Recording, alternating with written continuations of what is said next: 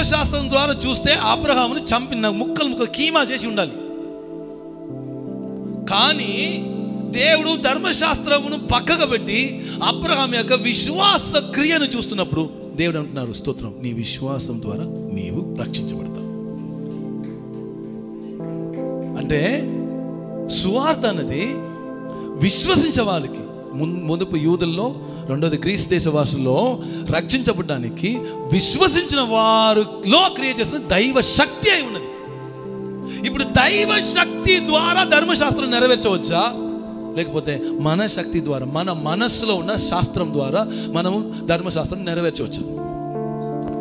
ఇప్పుడు దైవ శక్తి లేకుండా, దైవ శక్తి ఎక్కడ నుంచి ఫంక్షన్ అవుతుంది తెలియక, దైవ శక్తి ద్వారా నేను ఎట్లా ఈ పాప ప్రమాణం ఏలాలని తెలియక పాపమును తొక్కేస్తున్నాను. పాపం విడిచి ఎంత దూరం పోయినా పాపం వదలదు. హల్లెలూయా చెప్పాలి. మీకు ఒక చిన్న ఎగ్జాంపుల్, చిన్న టిష్యూ పేపర్, ఒక 2 feet టిష్యూ పేపర్ని మీరేం చేసుకుంటుంటే ఒక సెల్లో టేప్లో పెట్టి వెనక మీకు తెలియకుండా ఏం చేయండి, స్పిక్ చేసేయండి. మీరు వెనక తిరిగి చూస్తే ఏం కనిపిస్తుంది? ఎగురుతుంది కదా. ఇప్పుడు ఆ పాపను విడిచి పరిగెత్తుతున్నారు. పరిగెత్తుతున్న కొలది పాపం దూరం పోతుందా, లేకపోతే అంటుకుంటుంది కాబట్టి వెనకనే వస్తుందా? చాలాసారి సెల్లో టేప్లో అతికించిన టిష్యూ పేపర్ లాగానే మనం పాపం విడిచి పరిగెత్తున్నాం. హల్లెలూయా చెప్పాలి. పాపం అన్న కాన్సెప్ట్లో నుండి మీరు బయటికి రావాలంటే పాప చట్టముని, స్తోత్రం, దేవుని శాస్త్రం ద్వారా ఏగలడానికి నేర్చుకోవాలి. అది లేక పాపమును విడిచిపెట్టి రావడం కాదు, పాపమును ఏలాలినే ఉంది. అది ఎట్లా ఏలాలి? మనలో దేవుని శాస్త్రం ఎట్లా పనిచేస్తుంది? అది అంతరంగ పురుషుడిలో ఏం చేస్తుందంట? దేవుని చట్టం పనిచేస్తుంది. అంటే దేవుని చట్టము ద్వారానే పాప చట్టం ఏం చేయవచ్చు? లోపరుచుకోవచ్చు. హల్లెలూయా చెప్పాలి. మీరు అందుకే పాపం చేయకుండా ట్రై చేయకూడదు. లోపల అంతరంగ పురుషులో ఉన్న దేవుని యొక్క చట్టం ఏంటి, అది ద్వారా అరెస్ట్ చేయాలి. మనం ఏం చేస్తున్నాం? మారు మనసు పొంది పాపం విడిచి పెట్టి రాలేదంటే ఇట్లా మనం విన్ని అలవాటు అయిపోయింది. ప్రైజ్ లార్డ్ చెప్పాలి. స్తోత్రం. పాపమును విడిచిపెట్టి పో. పాపమును లోబరిచి ఏలాలి. పాపము జరగకుండా ఉండాలంటే, పాపములు జరగకుండా ఉండాలంటే పాపమును గెలవాలి. అది ఎక్కడ ఫంక్షన్ అవుతుంది? మనస్సులో ఫంక్షన్ అవుతుంది. అంటే ఈ మనస్సుని, పట్టణమును పట్టుకోవడం కంటే మనస్సుని స్వాధీనపరిచిన వాడు శ్రేష్ఠుడు. అంటే మనస్సుని మీరు క్రీస్తు యొక్క మనస్సుగా రూపాంతరం చేసుకున్నారంటే పాపం మీకు లోబడినట్టు, పాపం మీకు, స్తోత్రం, సాగిలపడినట్టు.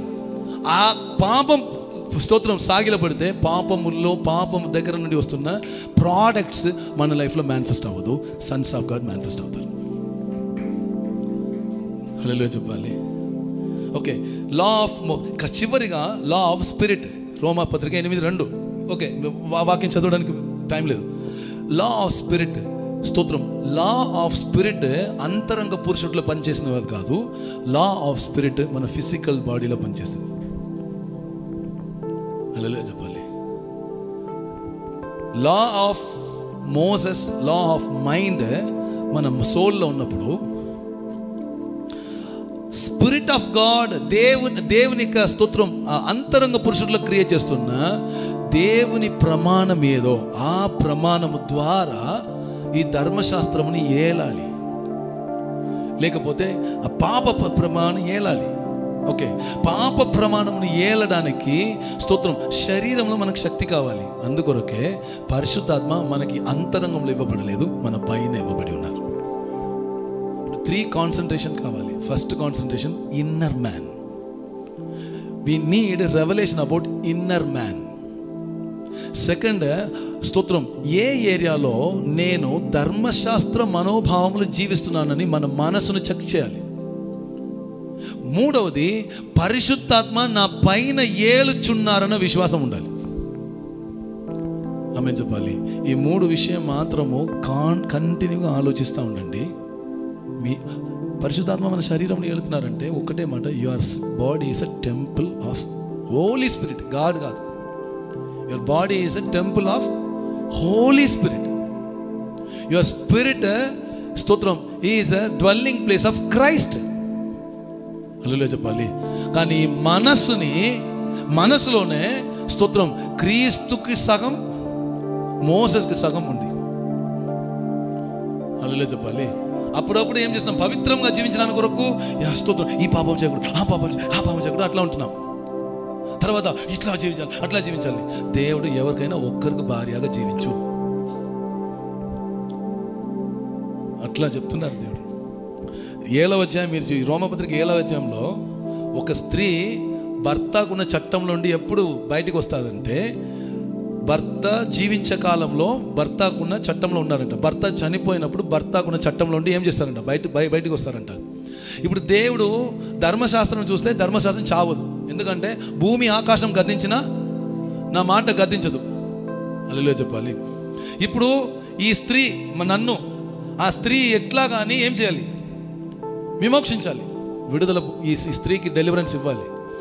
ఇప్పుడు ఈ స్త్రీ ఎవరితో ఉందంటే, మోషే ధర్మశాస్త్రం అన్న భర్తతో జీవిస్తుంది. ఇప్పుడు ఆ భర్త చావరు, ఎందుకంటే ఆకాశం భూమి గద్దించినా నా అక్షరం ఏం లేదు, పుల్లైన సున్నాయని చావదు, గద్దించిపోదు. ఇప్పుడు దేవుడు ఏం చేశారంటే, ఇప్పుడు ఈ అమ్మాయిని క్రీస్తుకు భార్యగా మార్చాలి. ఏం చేశారంటే, నీవు చావు, నీ అట్లనే ఉండు, నేను ఈమెని చంపేస్తా. ఎట్లా? నేను క్రీస్తుతో పాటు సిలువలో మరణించాను, బాప్తిసం ద్వారా ఆయనతో నేను పాతిపెట్టబడ్డా. ఇప్పుడు జీవిస్తున్నది నేను కాదు, క్రీస్తుయే జీవిస్తున్నారు. చెప్పాలి.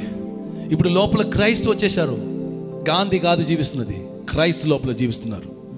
కానీ ఈ అండర్స్టాండింగ్, స్తోత్రం, పరిపక్వతకి వచ్చేదే పూర్ణ పురుషుడుగా మార్చే అనుభవం. ఇప్పుడు ఈ మనస్సుని ఎంత మట్టుకి, స్తోత్రం, క్రీస్తు నాకు భర్తగా ఉన్నారన్న కనెక్షన్ మనకు వస్తుందో అంత మట్టుకు క్రీస్తుకి ఈక్వల్గా మనం పెరుగుతాం. ఆ గ్రోత్ వస్తున్న తర్వాత పాపం మమ్మల్ని ఏలుదు, క్రీస్తు రాజ్యం మన ద్వారా, స్తోత్రం, పరిస్థితిని ఏలుతుంది. దేవుడు, స్తోత్రం, ఏలుచున్న రాజులను సృష్టించారు. ఆ రాజ్య మహిమని మీకు, స్తోత్రం, ప్రకటించడానికి, స్తోత్రం, మీ మనసును సిద్ధపరచాలి. కొంచెమైనా అర్థమైంది నమ్ముచున్నాం. ఇప్పుడు ధర్మశాస్త్రం జీవిస్తుందా లేదా?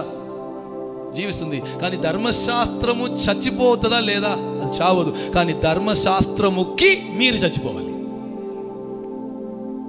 మీరు చచ్చిపోయిన వాళ్ళుగా ఎన్నుకున్నారంటే క్రీస్తు అన్న ఏక భర్తతో మీరు ఏలుబడి చేస్తారు. ఇప్పుడు ఎవరితో మీరు ఏలపోతున్నారు? క్రైస్తుతో ఏలపోతున్నారు. అంటే అంతరంగ పురుషుడు ఇన్ స్పిరిట్ లైఫ్ ఉంది కదా, ఆ లైఫ్లో నుంచి మన మైండ్ని ఏలాలి. అది ఎలా ఏలాలి, ఎలా ఏడవాలి కాదు, ఎలా ఏలాలి రాబోతున్న కాలంలో మనం నేర్చుకోబోతున్నాం. ఆ లెవెల్కి కొంత వచ్చారంటే సిక్నెస్ మీ లైఫ్లో ఉండదు, వీక్నెస్ మీ లైఫ్లో ఉండదు, ఫెయిలియర్ మీ లైఫ్లో ఉండదు, వీక్నెస్ మీ లైఫ్లో ఉండదు, బ్యాక్ స్లైడ్నెస్ మీ లైఫ్లో ఉండదు. ఎందుకంటే మీకు క్రైస్ట్ కాన్ఫిడెంట్ పెరిగిపోతుంది. హల్లెలూయా చెప్పాలి.